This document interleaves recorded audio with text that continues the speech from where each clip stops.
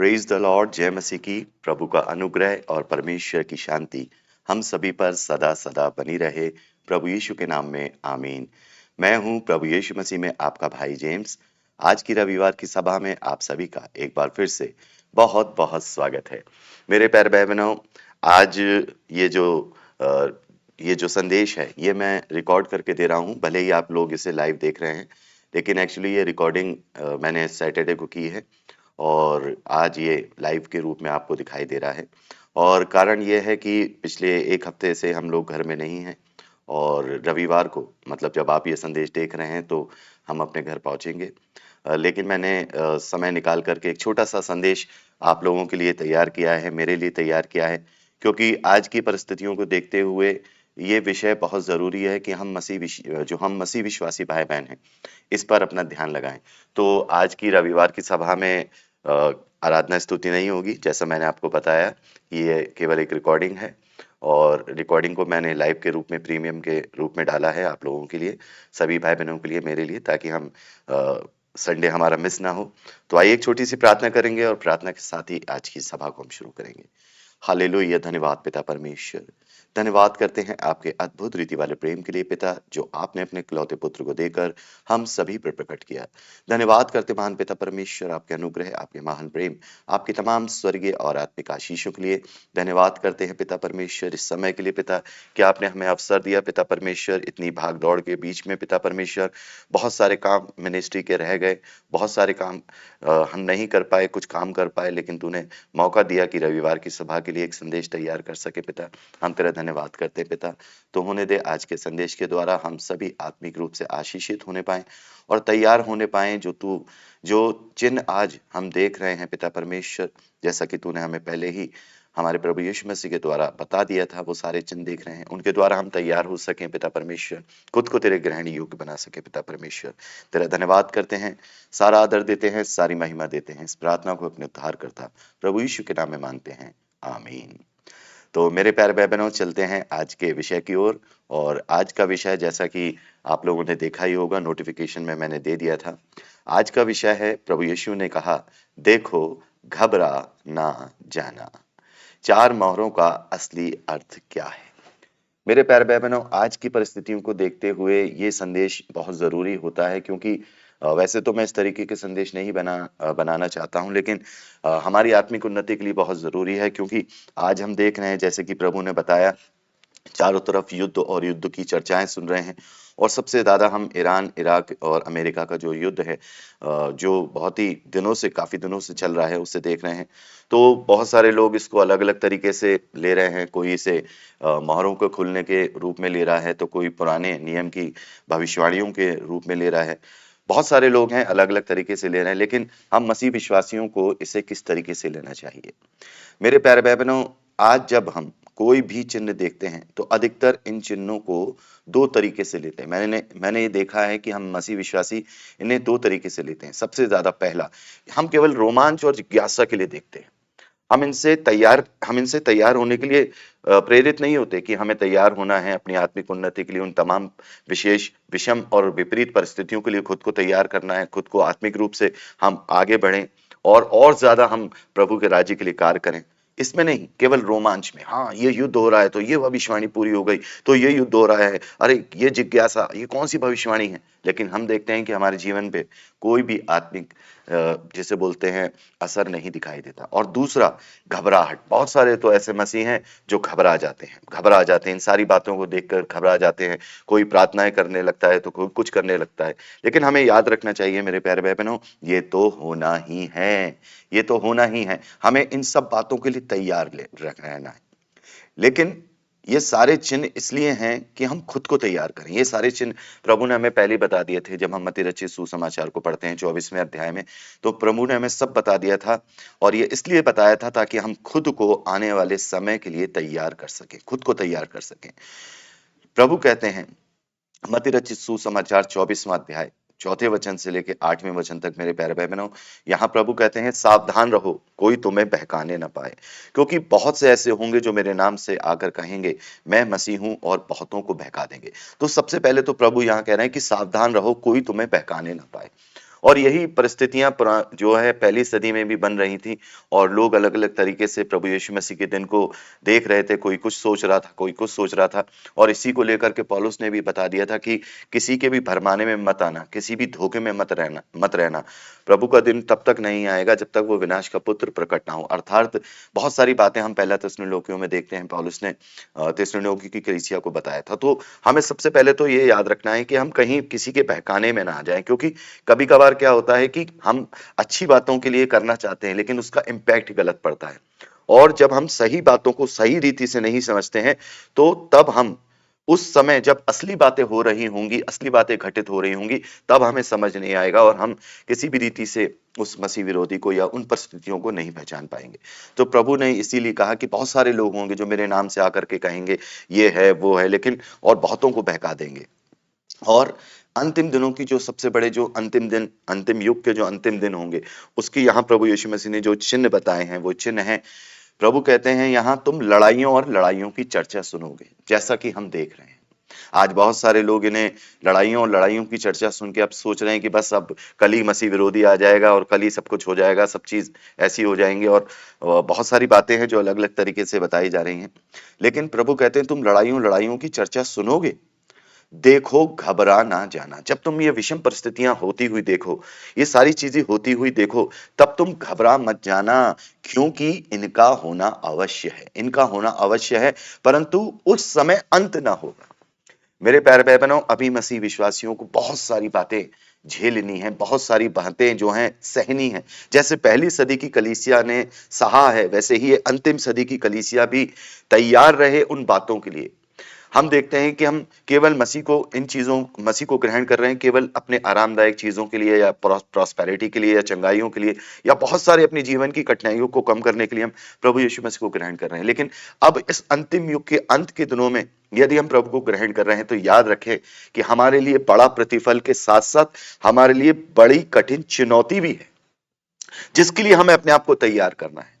हम ये प्रार्थना नहीं कर सकते कि प्रभु ये चीजें ना हो, प्रभु ऐसा ना हो, प्रभु सताव ना हो, प्रभु ये सारी चीजें ना हो, क्योंकि प्रभु ने कहा ये तो होंगे ही, पर तुम मत घबराना, तुम मत घबराना, मैं तुम्हारे साथ हूं, तुम्हें मैं हयात दूंगा, तुम्हें मैं सामर्थ्य दूंगा। तो जब हम कभी इन सब बातों को होता हुआ देखें तो घबराए नहीं, परेशान नहीं हो, बल्कि प्रार्थना करें हयात के लिए। इसके लिए प्रार्थना ना करें कि प्रभु ये चीजें टल जाएं या प्रभु ये चीजें ना हो, बल्कि प्रार्थना करें प्रभु ये तो होना ही है, हमें इनको सहने की शक्ति दे, हमें सामर्थ्य दे, कहीं हम घबरा ना जाएं, हमें हियाव दे, कहीं हम पीछे ना हट जाएं, कहीं हम अपना जो धीरज है वो ना खो दें। ठीक है, तो प्रभु यहाँ कह रहे हैं कि क्योंकि जाति जाति पर राज्य चढ़ाई करेगा और जगह जगह अकाल पड़ेंगे और भूकंप होंगे। हम ये सारे चिन्ह होते हुए देख रहे हैं, लेकिन अभी भी ये शुरुआत है। ये अभी जो मेन चीजें हैं जो हम प्रकाशित वाक्य में पढ़ते हैं, अभी वो परिस्थितियां नहीं हैं। हाँ, ये चिन्ह इसलिए दिए जा रहे हैं ताकि हम खुद को तैयार करें आने वाली विषम और कठिन परिस्थितियों के लिए। हम तैयार करें अपने आप को, और ज्यादा वचन में पढ़ जाएं, और ज्यादा वचन को पढ़ें, और ज्यादा संगतियां करें, और ज्यादा प्रभु के लोगों को याद दें, ताकि उनके अंदर परमेश्वर के वचन के द्वारा सामर्थ्य आए। और जैसा पौलुस ने लिखा कि हमें भय का आत्मा नहीं दिया गया, हमें संयम का आत्मा दिया गया है, प्रेम का आत्मा दिया गया है, सामर्थ का आत्मा दिया गया है। उस सामर्थ के द्वारा हम उनसे लड़ने का, उन पर जयवंत होने का हेय पा सकें। ठीक है, आगे प्रभु कहते हैं ये सब बातें तो पीड़ाओं का आरंभ होंगी। मेरे प्यारे भाई बहनों, ये बातें तो पीड़ाओं का आरंभ है, तो इनसे हमें घबराना नहीं है और ना ही इन्हें हमें रोमांच के रूप में ले लेना है। आज हम देखते हैं कि लोग परमेश्वर के वचन से दूर जा रहे हैं, लेकिन इन चीजों में बड़ा इंटरेस्ट रख रहे हैं। ईरान की वॉर और ये वॉर और यूक्रेन की वॉर, इजराइल की वॉर, और परमेश्वर का एक प्रचारक तो ये प्रचार कर रहे हैं जो इजराइल का जो जो यूनाइटेड इजराइल है उसके लिए बात हो रही है कि साहब ये सीरिया और ये सब उसमें आ जाएंगे। मेरे प्यारे भाई बहनों, ये परमेश्वर का राज्य नहीं है। ये केवल यहाँ जो इजराइल देश दिखाई दे रहा है ये केवल परमेश्वर का चिन्ह है। परमेश्वर का राज्य तो उसके पुत्र के द्वारा है। वो है मसीहा जो आएगा, जो सही मायने में यहाँ 1000 साल का राज्य करेगा। आज जो इजराइल हम देख रहे हैं वो परमेश्वर का राज्य नहीं है, वो भौतिक देश है। हाँ, वो परमेश्वर की ओर से ही है, परमेश्वर होने दे रहा है क्योंकि उसके चिन्ह है। लेकिन हमें किसी धर्म युद्ध के रूप में नहीं देखना है। हम प्रभु यीशु मसीह के साथ खड़े हैं, हमें इसे पहचान के रूप में देखना है, तैयारी के रूप में देखना है। हम किसी के साथ नहीं खड़े, हम प्रभु के साथ खड़े हैं, हम प्रेम के साथ खड़े हैं, सुसमाचार को फैलाने के लिए जो जगत के छोर तक हम उसके लिए खड़े हुए हैं। तो ये बातें तो पीड़ाओं का आरंभ है, असली पीड़ाएं तो अभी बाकी हैं। मेरे प्यारे भाई बहनों, अभी हम जो देख रहे हैं वो केवल आरंभ है, केवल आरंभ है। और प्रभु ये इसलिए बता रहे हैं ताकि हम 4 कठिन परिस्थितियों के लिए तैयार रहें। मेरे प्यारे भाई बहनों, जब हम प्रकाशित, माफ कीजिएगा, मत्ती रचित सुसमाचार उसका 24वां अध्याय पढ़ते हैं तो प्रभु ने बहुत सारी बातें उसमें बताई हैं। और वो सारी बातें जो हैं, जब हम प्रकाशित वाक्य में जाकर के पढ़ते हैं तो वहां विस्तार से सारी घटनाओं को बताया, उन्हीं घटनाओं को जो प्रभु ने संक्षेप में, जो मत्ती रचित सुसमाचार में 24वें अध्याय में जो 4 कठिन परिस्थितियां बताई हैं। मैंने इसके विषय में एक संदेश भी बनाया है कि कैसे मत्ती रचित सुसमाचार का 24वां अध्याय जो प्रभु ने बातें बताई हैं, वो किस तरीके से प्रकाशित वाक्य में मोहरे खुलने से लेकर के परमेश्वर के प्रकोप के कटोरों तक वो संक्षेप में बताई हैं। और प्रकाशित वाक्य में 6ठे अध्याय से लेकर के हम जब 16वें अध्याय तक पढ़ते हैं तो वहां पर विस्तार से सारी घटनाओं को बताया है। और वहां हम 4 कठिन परिस्थितियां देखते हैं जिनके लिए मसीह विश्वासियों को तैयार रहना है। बहुत सारे जो स्कॉलर्स हैं वो इस बात को कहते हैं कि मसीह विश्वासी जो हैं तकलीफ में नहीं आएंगे क्योंकि उसने हमें क्रोध के लिए नहीं ठहराया। बिल्कुल उसने हमें क्रोध के लिए नहीं ठहराया, लेकिन हमारा ये जो हमारा परखा हुआ विश्वास है, इसके लिए उसने हमें चुना है। और ये पहली सदी में भी हुआ।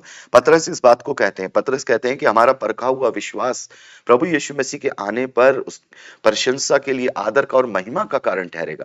तो मसीह विश्वासियों को परख, जो तपाया हुआ सोना बनाने के लिए परख की भट्टी में जाना है।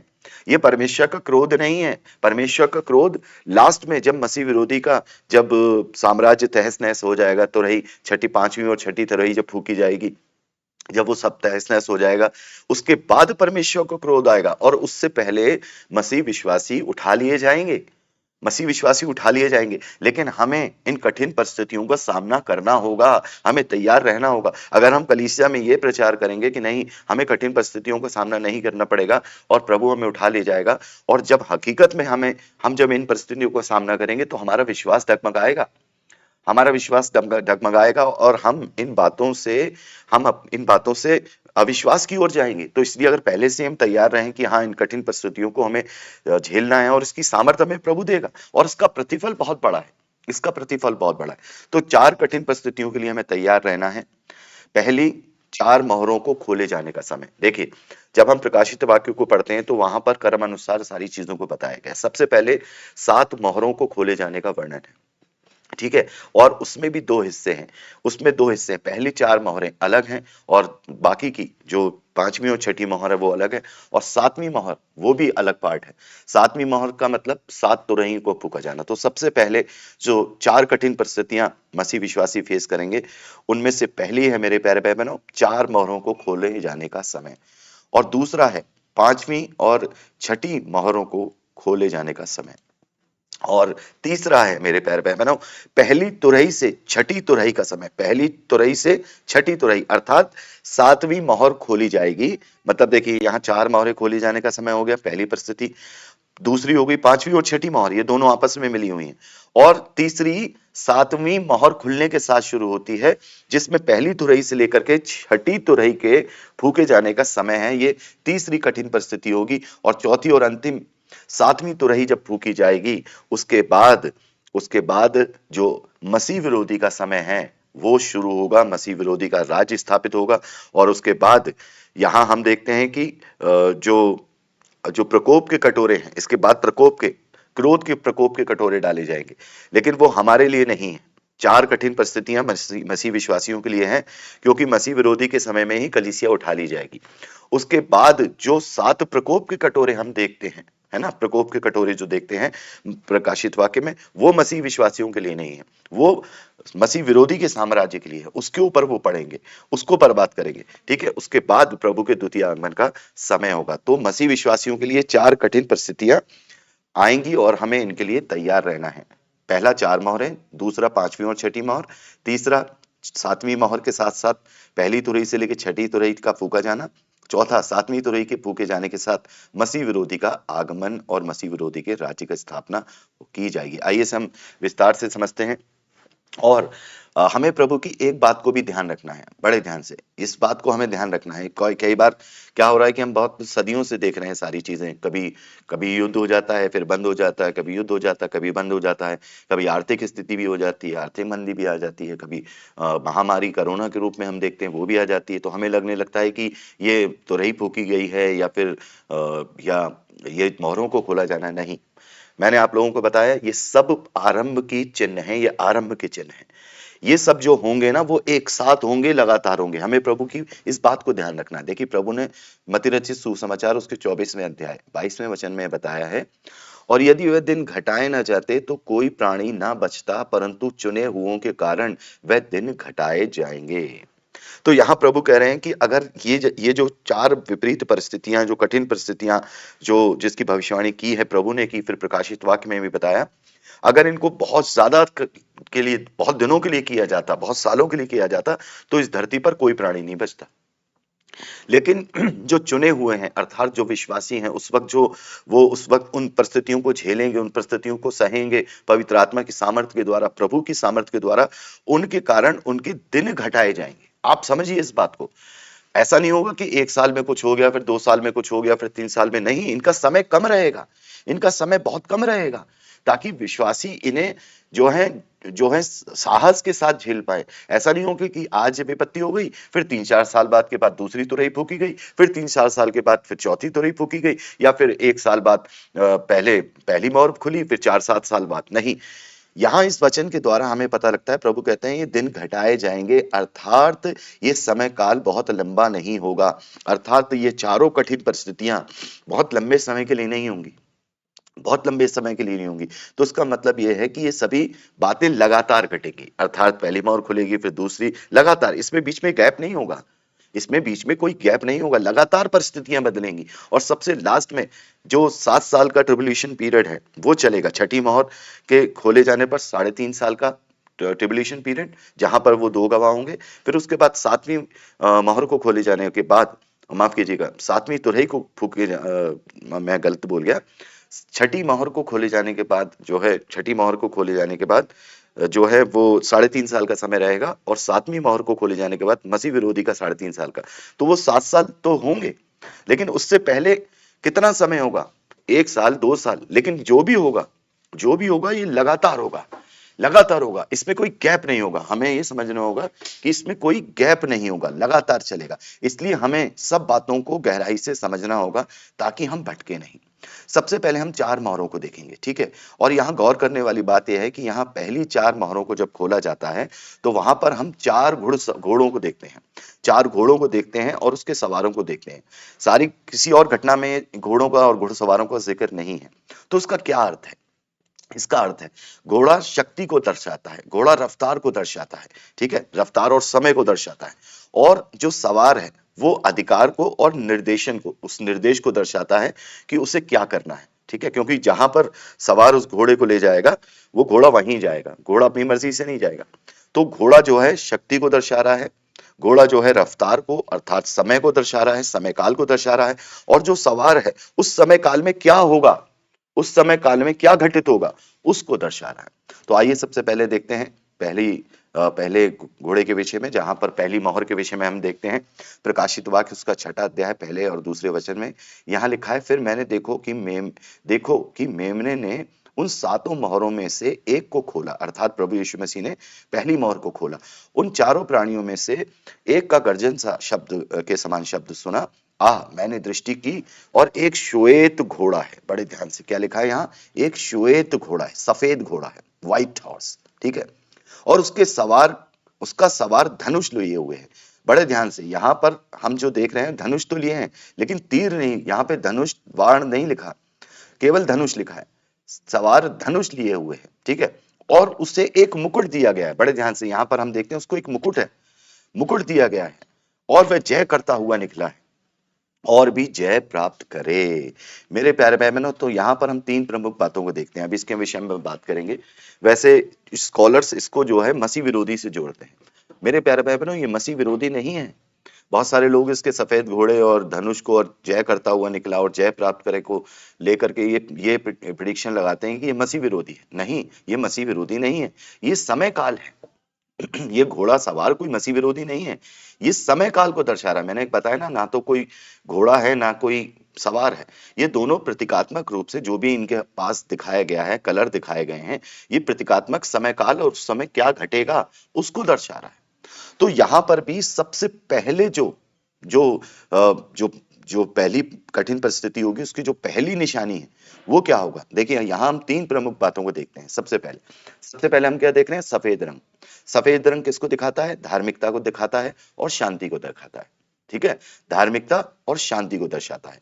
दूसरा हम क्या देख रहे हैं मेरे प्यारे भाई बहनों, दूसरा हम देख रहे हैं धनुष। धनुष जो है लक्ष्य को दर्शा रहा है, क्योंकि तलवार क्या होती है, काटने को दर्शाती है, भाला जो है भोंकने को दर्शाता है, लेकिन जो धनुष है और जो उसका तीर है वो लक्ष्य को दर्शाता है, क्योंकि ये एक ऐसा हथियार है जो लक्ष्य पर भेजा जाता है। लक्ष्य मतलब गोल को दर्शाता है, गोल को। और तीसरा मुकुट, इसे मुकुट दिया गया है और जय पाता हुआ निकला और भी जय पाए। मुकुट सत्ता और अधिकार को दर्शाता है, सत्ता और अधिकार को दर्शाता है। अर्थात मेरे प्यारे भाई बहनों, ये वो समय होगा, ये वो समय होगा जिसकी भविष्यवाणियां की गई हैं। ये वो समय होगा, अर्थात शांति के लक्ष्य के लिए, शांति के लक्ष्य के लिए एक धर्म युद्ध किया जाएगा, या शांति युद्ध के विषय में बात की जा रही है। एक लक्ष्य निर्धारित किया जाएगा, शांति का लक्ष्य, अर्थात one world order. One world order, पूरी दुनिया में एक छत्र राज्य के मूवमेंट की शुरुआत होगी। अभी से उसकी सुगबुगाहट शुरू हो गई है, लेकिन उसके विषय में हम क्या देख रहे हैं, ज्यादातर जो देश हैं वो अभी खड़े नहीं है, लेकिन इसकी परिस्थितियां बन रही हैं धीरे धीरे करके। और यही होगी पहली मोहर के खुलने की निशानी, कि पूरी दुनिया में ये बड़ी जबरदस्त रूप से मूवमेंट उठेगा, बड़ी जबरदस्त रूप से ये मांग उठेगी शांति के लिए। ये व्हाइट घोड़ा जो है ना, शांति को दर्शा रहा है, लेकिन ये धनुष जो है बिना तीर का है, लेकिन ये सवार धनुष तो रखता है लेकिन तीर नहीं रखता। अर्थात ये केवल मांग और आंदोलन की खुली शुरुआत होगी, अभी पूरी नहीं होगी। अर्थात ऐसा नहीं है कि सबसे पहले न्यू वर्ल्ड ऑर्डर बन जाएगा, नहीं, वन वर्ल्ड ऑर्डर नहीं बनेगा। वन वर्ल्ड ऑर्डर तो बनेगा मसीह विरोधी के समय में, ये उसकी शुरुआत होगी और ये लगातार चलेंगी बातें।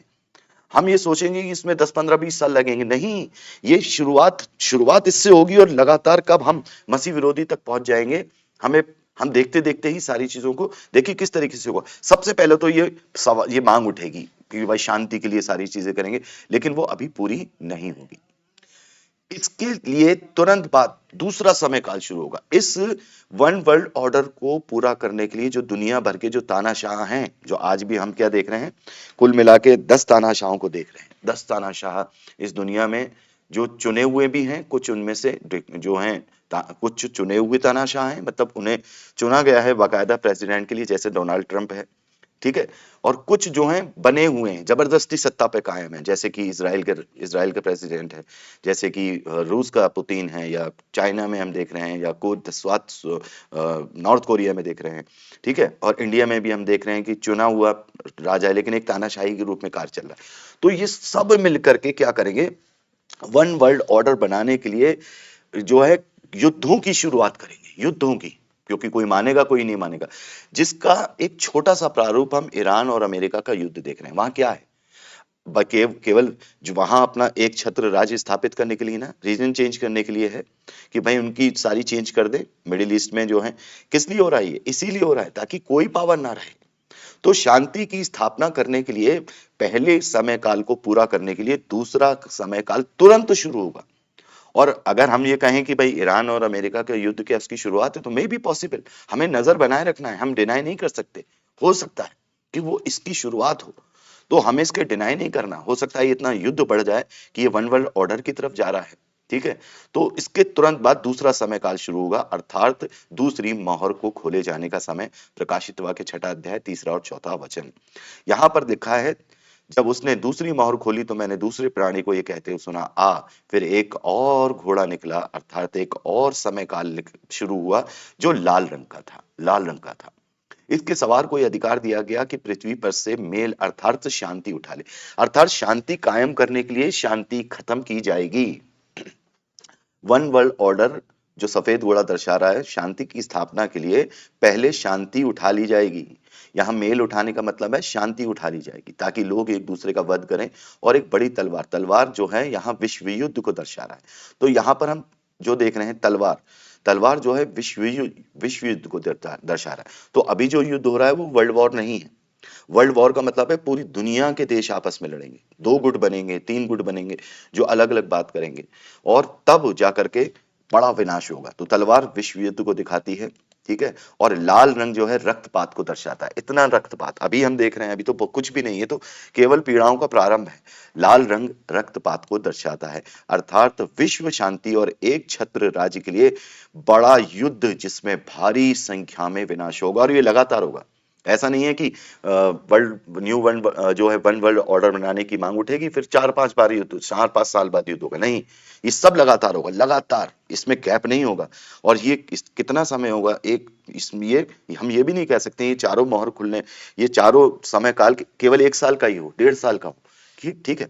जब होगा तो लगातार दिखाई देगा। इसलिए मैं कहता हूं कि किसी के भटकावे में ना आए, जो हम देख रहे हैं उस पर नजर बनाए रखें। घबराने की जरूरत नहीं है, पहले हमें अपने आप को तैयार करने की जरूरत है। तो ये सारी चीजें लगातार तरीके से होंगी, रुकेंगी नहीं, ठीक है। जिसके लिए तुरंत बाद जैसे ये युद्ध होंगे भयानक, जब सारी दुनिया आपस में लड़ेगी, हो सकता है कि एटम बम्स भी गिरे, हो सकता है बहुत सारी चीजें हो, तुरंत बाद तीसरा काल शुरू होगा, तुरंत बाद, इसमें समय नहीं लगेगा, तुरंत बाद, और वो भयानक होगा, ठीक है। और तीसरा काल, तीसरे घोड़ा, प्रकाशित वाक्य 6ठा अध्याय 5वां और 6ठा वचन, यहाँ लिखा है, जब उसने तीसरी मोहर खोली तो मैंने तीसरे प्राणी को ये कहते सुना, आ, और मैंने दृष्टि की और एक काला घोड़ा है, और इसके उसके सवार के हाथ में एक तराजू है, और मैंने चारों प्राणियों के बीच में से एक शब्द कहते सुना, दिनार। दिनार का मतलब मेरे प्यारे भाई बहनों एक दिन की मजदूरी होती है। मतलब एक मनुष्य दिन भर में जितना नॉर्मली कमाता है उसे एक दिन की दिहाड़ी बोलते हैं, ठीक है। अगर हम इंडिया के हिसाब से देखें तो 800 रुपए, 800 रुपए, ठीक है।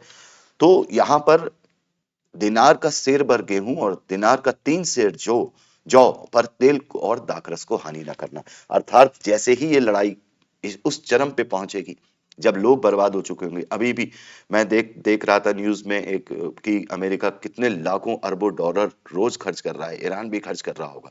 तो ये किस पे जा रही है, अर्थव्यवस्था पे, और कितनी चीजें खराब हो रही हैं। कोई बिल्डिंग टूट रही है, कोई एयरपोर्ट टूट रहा है, कोई कॉलेज टूट रहा है, कोई कुछ टूट रहा है, सब चीज बर्बाद हो रही है ना। तब आएगी आर्थिक मंदी। यहां पर मेरे प्यारे भाई बहनों जो काला रंग है वो अंधेर गर्दी को दर्शा रहा है, अंधेर को, काला, बिल्कुल अंधकार, कोई किसी की नहीं सुनेगा, मार काट, ये सब सब कुछ अंधेर गर्दी, काला बाजारी को। और ये जो तराजू है ये भयानक आर्थिक मंदी और काला बाजारी को दर्शाता है। जहां पर हम देखते हैं मेरे प्यारे भाई बहनों, जहां पर हम देखते हैं इस बात को कि जो वो समय काल होगा ना मेरे प्यारे भाई बहनों, जो वो समय काल होगा उसमें कोई किसी की नहीं सुनेगा, कोई किसी की नहीं सुनेगा। और इतनी खाद्य जिसे बोल सकते हैं ना मेरे प्यारे भाई बहनों, अर्थात विश्व युद्ध के भयानक विनाश के बाद खाद्य संकट आएगा, खाद्य संकट, ठीक है। फ्रूट क्राइसिस होगी जिसमें पूरे विश्व में हाहाकार मचेगा, पूरे विश्व में हाहाकार मचेगा, फ्रूट क्राइसिस। और अभी कोरोना का काल आया था तो क्या हुआ था, लोगों को कुछ नहीं चाहिए था, लोगों को कुछ नहीं चाहिए था, लोग सिर्फ क्या थे, लोग रोटी के लिए परेशान थे। तो ये एक छोटा सा हिंट परमेश्वर ने, छोटा सा चिन्ह दिया था। लेकिन उस वक्त लोग हजार हजार रुपए में भी सोचेंगे कहीं आटा मिल जाए, उन्हें नहीं मिलेगा। लेकिन क्या लिखा है, तेल और दाखरस की हानि ना करना। अर्थात जो तेल और दाखरस जो है अमीरी को, प्रोस्पेरिटी को दर्शाते हैं। जो अमीर लोग होंगे, राजा लोग होंगे, बड़े बड़े धन्ना सेठ होंगे, उन्हें कोई फर्क नहीं पड़ेगा, ये आम लोगों को फर्क पड़ेगा, ठीक है। ये लगातार ये काल चलेगा। इसी के साथ मेरे प्यारे भाई बहनों तुरंत बाद चौथा समय काल शुरू होगा, प्रकाशित वाक्य 6ठा अध्याय 7वें और 8वें वचन में। और जब उसने चौथी मोहर खोली तो मैंने चौथे प्राणी का शब्द ये कहते सुना, आ, मैंने दृष्टि की और एक पीला सा घोड़ा है, उसके सवार का नाम मृत्यु है, अधलोक उसके पीछे पीछे है। अर्थात ये जो समय काल शुरू होगा मेरे प्यारे भाई बहनों, ये समय काल होगा, पृथ्वी की 1/4 पर यह अधिकार दिया गया कि वे तलवार, अकाल और मरी और पृथ्वी के वन पशुओं के द्वारा मार डाले। तो यहाँ पर हम देखते हैं चारों चीजों को दिखाया गया है। सबसे पहले तलवार अर्थात युद्ध के द्वारा लोग मारे जाएंगे। उसके बाद अकाल अर्थात जो ये सारी अकाल का पुराने ज़माने में अकाल का मतलब ये होता था कि भाई बारिश नहीं हो रही है तो गेहूँ या ये सब नहीं हो रहा है, तो अकाल पड़ता था। लेकिन आज इस आधुनिक युग में अकाल का मतलब है आर्थिक मंदी, मरी अर्थात इतना रेडिएशन और इतनी सारी चीज़ें होंगी, इतना पॉल्यूशन हो चुका होगा, उसके कारण जो है बड़ी-बड़ी बीमारियाँ निकल के आएँगी और पृथ्वी के वन पशुओं के द्वारा लोग मार डाले जाएँ। अर्थात लोगों के पास रहने की जगह नहीं होगी, लोगों के पास इतना हो चुका होगा कि जो अलग-अलग जो पशुओं से जो उनमें से निकली हुई बीमारियां हैं वो इस समय आएंगी। और मेरे प्यारे भाई बहनों, 1 डेढ़ साल के अंदर ही ये चारों चीजें एक साथ होंगी और पृथ्वी की 1/4 जनसंख्या जो है खत्म हो चुकी होगी। और इसमें इसमें मेरे प्यारे भाई बहनों, वन वर्ल्ड ऑर्डर का भी एजेंडा है। मैं आपको बताना चाहता हूँ, वन वर्ल्ड ऑर्डर का ये एजेंडा है कि पृथ्वी के पॉपुलेशन को कंट्रोल करना और जो लोग कमजोर हैं उन्हें खत्म करना। और कोरोना में ये एक्सपेरिमेंट कर लिया गया। जिनकी इम्यूनिटी कम थी वो लोग इस दुनिया में नहीं रहे और डोज लगाने के बाद भी, वैक्सीन की डोज लेने के बाद भी लोगों के अंदर वो चीजें नहीं हुई और लोग, बहुत सारे लोग अलग अलग चीजों के द्वारा मृत्यु को काल को प्राप्त हुए हैं। तो ये एक्सपेरिमेंट कर लिया गया है। और ये दूसरा, एक तरीके से चौथा जो काल है, ये दूसरा काल, जो ये एक तरीके से दूसरा मूवमेंट शुरू होगा युद्ध के बाद। लोगों को अलग अलग बीमारियों के द्वारा, मतलब केवल वही, इन लोगों का ये कहना है कि इस धरती पर केवल वही रहने चाहिए जिनका आईक्यू लेवल अच्छा है, जो इंटेलिजेंट लोग हैं, जिनका इम्यून पावर अच्छा है। बाकी सबको ये लोग खत्म करना चाहते हैं, ये एजेंडा है। तो हो सकता है कि अलग अलग बीमारियां, अलग अलग चीजें इस धरती पर आए। तो ये पहला, मेरे प्यारे भाई बहनों, ये विनाश के तुरंत, ये सब विनाश के तुरंत बाद महाविनाश होगा। तो मेरे प्यारे भाई बहनों, ये होगी पहली कठिन परिस्थिति जिसके लिए हमें खुद को तैयार करना है और तैयार रखना है। जैसा कि प्रभु ने भी कहा, हमें घबराना नहीं है, प्रभु हमारे साथ है। प्रभु हमें इन चीजों से, हमें सामर्थ्य देगा, इनसे लड़ने की सामर्थ्य देगा, हमें घबराना नहीं है। जैसे कि प्रभु ने कहा, देखो घबरा ना जाना, ये दिन चुने हुओं के कारण घटाए गए हैं। परमेश्वर ने हम विश्वासियों के लिए, जो इन्हें सहेंगे, जो इनको झेलेंगे, उनके लिए इनके समय, इनके दिन घटाए गए हैं। इसलिए कभी कोई इसकी बात कर रहा है, कभी कोई इसकी बात कर रहा है कि ये मोहर खुल गई, कि वो मोहर खुल गई, नहीं, ये सब चीजें साथ के साथ होंगी। क्योंकि अगर ये लंबा चलेगा, लंबा युद्ध चलेगा या लंबी चीजें होंगी तो क्या होगा, उससे उससे हम मसीह विश्वासियों को भी परेशानी होगी। तो हमें मसीह विश्वासियों को कम से कम परेशानी हो, उन्हें सामर्थ मिले, इसलिए इसके दिन घटाए गए हैं।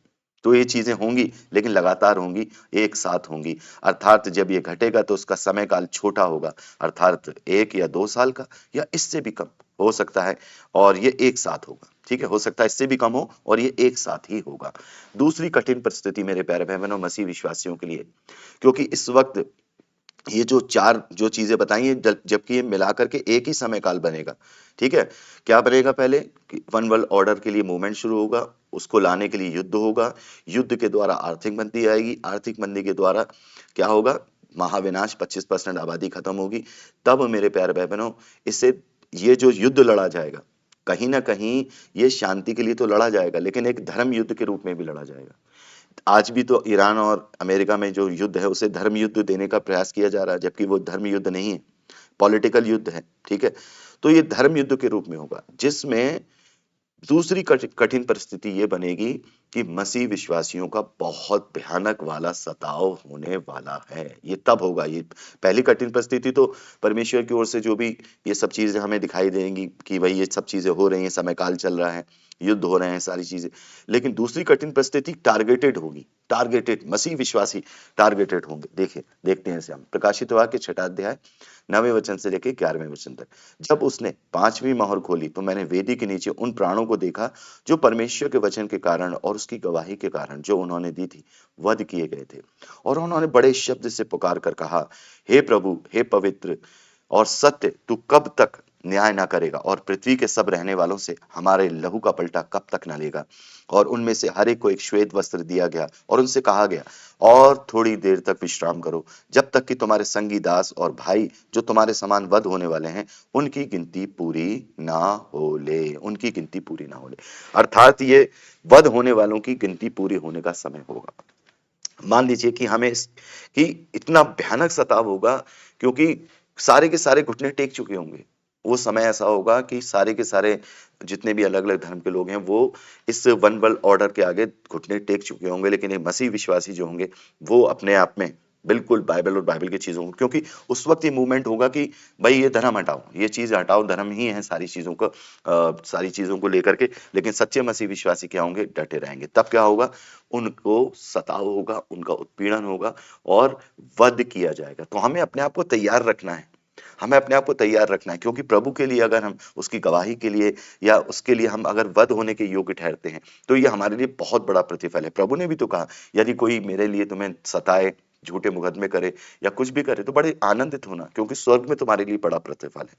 इसी के साथ मेरे प्यारे भाई बहनों, इसी के साथ जब ये गिनती, जिसे हम कहते हैं कि गिनती पूरी होगी या वो वध का काल होगा या सताव और उत्पीड़न का भयानक काल होगा, उसी के साथ लगी हुई हम देखते हैं छठी मोहर, अर्थात छठा समय काल शुरू होगा, जहां पर प्रकाशित वाक्य छठा अध्याय 12वें वचन से लेकर 16वें वचन तक लिखा है। जब उसने छठवीं मोहर खोली तो मैंने देखा कि एक बड़ा भूकंप हुआ और सूरज कंबल के समान काला हो गया और पूरा चंद्रमा लहू के समान हो गया। मेरे प्यारे भाई बहनों, यहाँ पर हम अलग तरीके से इस चीज को ले देखने लगते हैं कि सूरज काला हो जाएगा। हाँ, होगा, आकाश की शक्तियां हिलाई जाएंगी उस वक्त, लेकिन ये एक ये एक परमेश्वर का प्रहार होगा। ये प्रहार होगा। कुछ बातें यहाँ प्रतीकात्मक रूप से भी लिखी हैं। परमेश्वर का प्रहार होगा मनुष्य की बुद्धि पर। बुद्धि का मतलब उसकी बुद्धि मस्तिष्क वाली बुद्धि नहीं, उसकी बुद्धि के द्वारा उसने यहाँ दुनिया में जो अपना निजाम बनाया है। परमेश्वर साबित करेगा कि मैं परमेश्वर हूं, तुम कुछ भी नहीं हो। तो यहाँ पर हम क्या देख रहे हैं? सूरज काला हो जाएगा और जो चंद्रमा है वो लहू के समान हो जाएगा। ये प्रतीकात्मक रूप से यहाँ पर बताया गया है, अर्थात विश्वासियों के लहू से दुनिया लाल होगी। इतना वध किया जाएगा, विश्वासियों को उतना उत्पादित किया जाएगा कि ये दुनिया उसके रक्त से लाल दिखाई देगी। लाल का मतलब एक प्रतीकात्मक रूप से कहा जा रहा है, ऐसा नहीं है कि चारों तरफ रक्त ही रक्त बहा जा रहा है। तो ये लाल हुआ चंद्रमा इस बात को भी दर्शाता है कि प्रभु के लोगों का लहू बहाया गया है। और जो ये सूरज कंबल की तरह काला होने का मतलब, अर्थात अब यहाँ पर जो ज्योति मसीह विश्वासियों के द्वारा फैलाई जा रही थी, उस पर अंधकार धीरे धीरे छाने लगेगा, उस पर अंधकार धीरे धीरे छाने लगेगा। ये प्रतीकात्मक इसका अर्थ है। और दूसरा मेरे प्यारे भाई बहनों, आगे, और आकाश के तारे पृथ्वी पर ऐसे गिर पड़े जैसे बड़ी आंधी से हिलाकर अंजीर के पेड़ में से कच्चे फल झड़ते हैं। तो आकाश के तारे तो बहुत बड़े बड़े हैं, पृथ्वी से भी लाखों करोड़ों अरब गुना बड़े हैं, तो वो कैसे गिर पड़ेंगे? तो यहाँ पर जो, अर्थात यहाँ ये जो अटैक होगा छठी मोहर पे, परमेश्वर जो वार करेगा, परमेश्वर जो है मनुष्यों के बनाए हुए नेटवर्किंग को खत्म कर देगा। मतलब सैटेलाइट्स वगैरह ये सब धड़मरा के गिरेंगी नीचे, ये सब काम करना बंद कर देंगी। और ये आपस में ही होगा इनका, ये आपस में एक दूसरे के साथ करेंगे, कोई किसी की सैटेलाइट पे हमला करेगा, कोई किसी की, तो इससे नेटवर्किंग खत्म हो जाएगी और नेटवर्किंग खत्म होते ही हाहाकार मचेगा। और आकाश अर्थात वातावरण, यहाँ आकाश जो लिया गया वो स्वर्ग के लिए नहीं लिया गया। आकाश का मतलब ये एटमॉस्फेयर के लिए, एटमॉस्फेयर अस्थिर हो जाएगा। आज भी हम क्या देख रहे हैं? आज भी हम देख रहे हैं कि मार्च के महीने में बारिश हो रही है और ऐसी भयानक बारिश हो रही है कि जो जून जुलाई में होती है। कभी कैसा मौसम हो जाता है, कभी ठंडा मौसम होता है, कभी गर्म। वातावरण अस्थिर हो गया है, अब पहले जैसा नहीं रहा। फसलें कितनी बर्बाद हो रही हैं। तो ये वो समय होगा जब मनुष्यों के ही कारण आकाश यानी कि वातावरण अस्थिर हो जाएगा। ऐसा सरक गया जैसे पत्र लपेटने से सरक जाता है और हर एक पहाड़ और टापू अपने स्थान से टल गया। अर्थात सरकने का मतलब गड़बड़ा जाएगा। पूरे जो रेशियोज हैं इस वायुमंडल के अंदर, इस एटमॉस्फेयर में, ऑक्सीजन इतना है, नाइट्रोजन इतना है, ये हाइड्रोजन इतना है, इसकी चीजें जो है गड़बड़ा जाएंगी। कार्बन डाइऑक्साइड ज्यादा होगा, रेडिएशन होगा, सारी चीजें होंगी।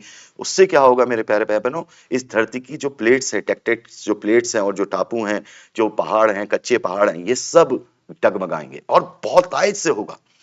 हर एक पहाड़ और टापू अपने स्थान से टल जाएगा। अर्थात बड़े बड़े प्राकृतिक विपत्तियां, जैसे डिजास्टर्स बोलते हैं, नेचुरल डिजास्टर्स, वो देखने में आएंगे और ये अंतिम चिन्ह होंगे मेरे प्यारे भाई बहनों, परमेश्वर के अंतिम चिन्ह होंगे जो वो दिखाएगा।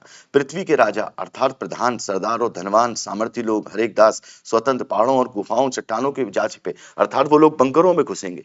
इतने भयानक, पता नहीं चलेगा कहाँ भूकंप आ रहा है, कहाँ क्या हो रहा है, कहाँ वातावरण इतना खराब हो चुका होगा कि हवा, अभी दिल्ली में देखा था ना, दिल्ली में कितने ज्यादा वो एयर प्यूरिफायर लगाए जा रहे हैं, सारी चीज लगाई जा रही है हवा को शुद्ध करने के लिए। कुछ समय में आएगा ऑक्सीजन बिकेगा, मतलब ये वातावरण रहने के लायक नहीं रहेगा। वो लोग छुप जाएंगे बंकरों में, ऑक्सीजनों को लेंगे, सारी चीजें लेंगे, और जीवन इतना आगे लिखा है 16वें वचन में, पहाड़ और चट्टानों से कहेंगे हम पर गिरो और हमें उसके मुंह से जो सिंहासन पर बैठा है और मेमने के प्रकोप से बचा लो। अर्थात त्राहिमाम त्राहिमाम होगा, त्राहिमाम त्राहिमाम होगा।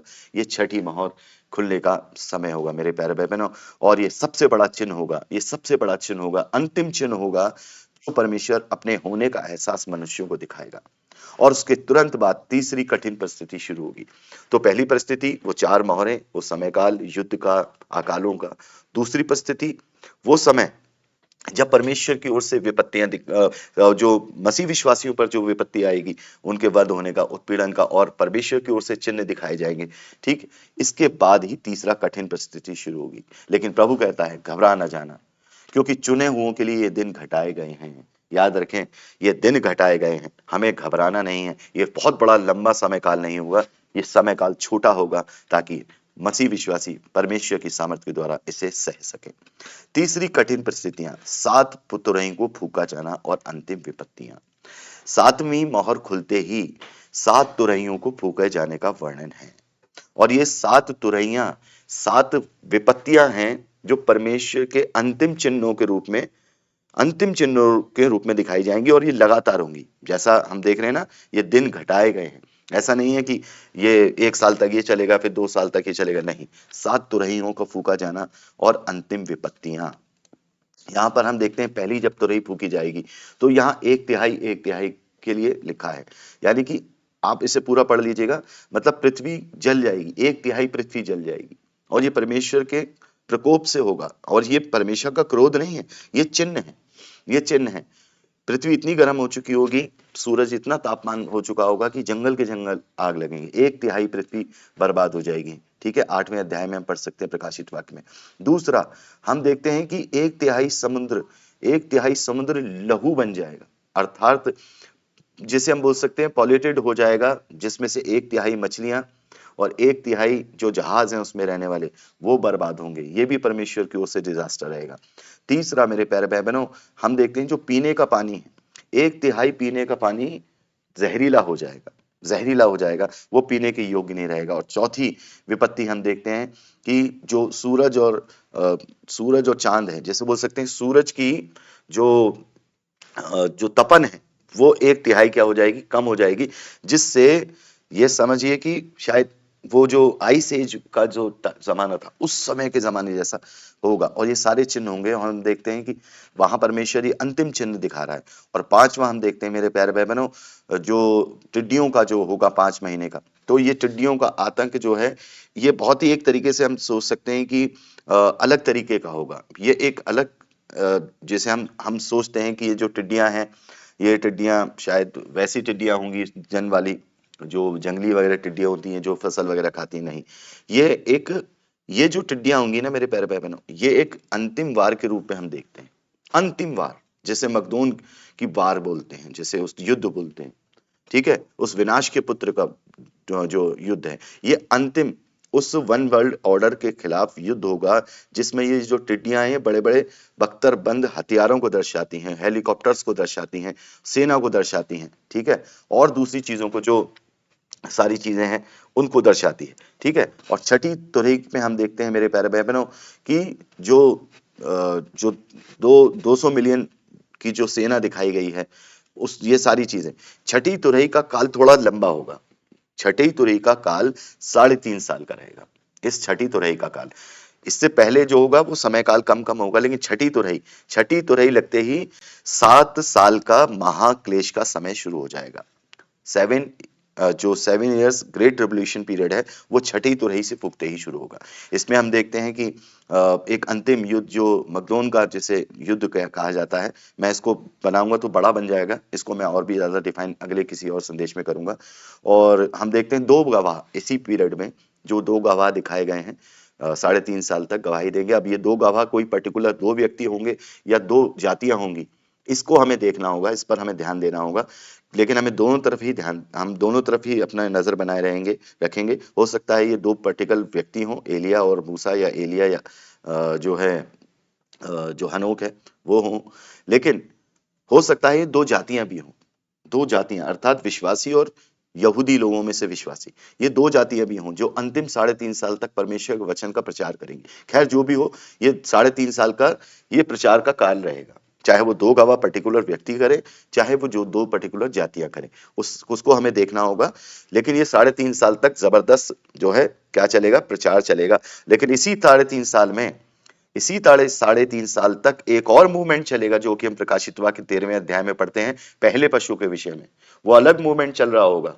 उस वक्त पूरा वन वर्ल्ड ऑर्डर एक पूरा बनने की खाका तैयार हो चुका होगा इस 3.5 साल में, और मसीह विश्वासियों को भी सताया जाएगा इस पहले 3.5 साल में। और इसके बाद मेरे प्यारे भाई बहनों, छठी तुरही का समय 3.5 साल का होगा। और इसी के साथ यहाँ परमेश्वर के अंतिम चिन्ह और दो गवाहों के रूप में अंतिम गवाही पूरी होगी। अर्थात फिर इसके बाद परमेश्वर किसी को भी चिन्ह नहीं दिखाएगा, किसी को भी अब यहाँ पर इसके बाद कोई प्रचार कार्य नहीं किया जाएगा। प्रचार कार्य खत्म हो जाएगा, प्रचार कार्य पूरा हो जाएगा। जैसे लिखा है, जैसे हम पढ़ते हैं, पौलुस तो भी कहते हैं मेल उठा लिया जाएगा और एक पवित्र है जो भी रोके हुए है। क्या है? एक पवित्र है जो अभी तक उस मसीह विरोधी को रोके हुए हैं। तो वो क्या रोके हुए हैं? प्रचार कार्य चल रहा है। ऐसा नहीं है कि पवित्र आत्मा उठा लिया जाएगा, नहीं, पवित्र आत्मा जो है मसीह की दुल्हन को लेके जाएगा, लेकिन जो प्रचार कार्य है वो बंद हो जाएगा, बिल्कुल बंद हो जाएगा। जैसे ही ये 3.5 साल खत्म होंगे, प्रचार का कार्य बंद हो जाएगा, पूरी दुनिया पे गवाही हो जाएगी, क्योंकि पूरी दुनिया ने देखेगी ऊपर जाते हुए। तो इसका मतलब ये है कि पूरी दुनिया पे गवाही हो जाएगी, पूरी दुनिया पे। तो प्रचार कार्य यहाँ बंद हो जाएगा। फिर जो विश्वासी बचे रहेंगे वही विश्वासी होंगे, उसके बाद कोई नया विश्वासी नहीं बनेगा। ये अंतिम गवाही पूरी होगी और फिर उसके बाद 7वीं तुरही फूकी जाएगी, जिसमें प्रभु यीशु मसीह के राज्य की जो शुरुआत की घोषणा है वो की जाएगी। 7वीं तुरही फूकते ही दो बातें होंगी। एक तो प्रभु यीशु मसीह की जैसे आप इसे पढ़ सकते हैं, प्रकाशित वाक्य 11वां अध्याय 15वें वचन से लेकर 19वें वचन तक, ठीक है। प्रभु यीशु मसीह के राज्य की तैयारी का कार्य पूरा हुआ, और उसी के साथ 7वीं तुरही फूकने साथ ही आगे के 3.5 साल शुरू होंगे, प्रभु के राज्य की घोषणा होगी। इसके तुरंत बाद मेरे प्यारे भाई बहनों, चौथी और कठिन परिस्थितियां शुरू होंगी, अर्थात मसीह विरोधी के राज्य की स्थापना होगी। यानी कि वो पहले 3.5 साल में तो पूरा वन वर्ल्ड ऑर्डर बनेगा, फिर आगे एक व्यक्ति को पूरा अधिकार दे दिया जाएगा और वो होगा द एंटी क्राइस्ट। और मसीह विश्वासियों को वो उत्पादित करेगा, उनके माथे और दाहिने हाथ पर मोहर लगाने का प्रयास करेगा। और इसी समय में ये चौथी जो परिस्थिति होगी, जो चौथी कठिन परिस्थिति होगी, इसी समय में मेरे प्यारे भाई बहनों हम देखेंगे होगा रैप्चर, अर्थात प्रभु का द्वितीय आगमन, प्रभु का द्वितीय आगमन। और प्रभु के द्वितीय आगमन के साथ ही मेरे प्यारे भाई बहनों, इन प्रभु के द्वितीय आगमन के साथ ही जो प्रकोप के 7 कटोरे हैं, वो क्रोध के कटोरे होंगे जो इस धरती पे डाले जाएंगे, और वो भी लगातार डाले जाएंगे, लगातार प्रभु के आते ही वो चीजें जो शुरू हो जाएंगी। और उसमें पांचवें प्रकोप में और छठे प्रकोप में हम देखते हैं मसीह विरोधी का साम्राज्य खत्म कर दिया जाएगा, और फिर प्रभु यीशु मसीह के द्वारा मसीह विरोधी और मसीह का राज्य पूरी तरह से नेस्तनाबूद कर दिया जाएगा। और फिर 1000 साल का राज्य स्थापित होगा, जहां पर प्रभु यीशु मसीह और प्रभु यीशु मसीह के लोग वहां पर जो पहले पुनरुत्थान के भागी होंगे 1000 साल तक का राज करेंगे। और उसके बाद का तो आप सब जानते हैं, सारी चीजें होंगी। तो ये 4 कठिन परिस्थितियां, इसके बाद की परिस्थितियां मसीह विश्वासी नहीं देखेंगे। जो प्रकोप के कटोरे हैं ना, वो मसीह विश्वासी नहीं देखेंगे, केवल इन 4 परिस्थितियों को ही मसीह विश्वासी देखेंगे। तो मेरे प्यारे भाई बहनों, यहाँ पर हमें इन चिन्हों को देखकर घबराना नहीं है, और ना ही देखकर रोमांचित होना है कि भाई रोमांचित हो रहे हैं, क्यूरियोसिटी जाग रही है, केवल वीडियो देख रहे हैं, एंटरटेनमेंट कर रहे हैं, अपना अपना मनोरंजन कर रहे हैं। ये सारी चीजें मनोरंजन के लिए नहीं है, ये रोमांचित करने के लिए नहीं है, और ना ही ये घबराने के लिए है, बल्कि खुद को और आने वाली पीढ़ी को तैयार करने के लिए हैं। क्योंकि मेरे प्यारे भाई बहनों, ये तो पीड़ाओं का आरंभ है, ये तो पीड़ाओं का आरंभ है। हमें अपने आप को तैयार करना है, अपने बच्चों को तैयार करना है, अपनी आने वाली पीढ़ी को तैयार करना है, ताकि वो रोमांच में ना फंसे रहें, केवल रोमांचकारी ना बने, या घबराने वाले ना बने, वरन इनसे लड़ने वाले बने, अपने आप को तैयार करने वाले बने और इन परिस्थितियों में जयवंत से भी बढ़कर बनने वाले बने। तो आज के लिए इतना ही मेरे प्यारे भाई बहनों। प्रभु का अनुग्रह और परमेश्वर की शांति हम सभी पर सदा सदा बनी रहे। प्रभु यीशु के सामर्थ्य और पवित्र नाम में आमीन। Praise the Lord. जय मसीह की। खुश रहिए, सुरक्षित रहिए। फिर मिलेंगे। जय मसीह की।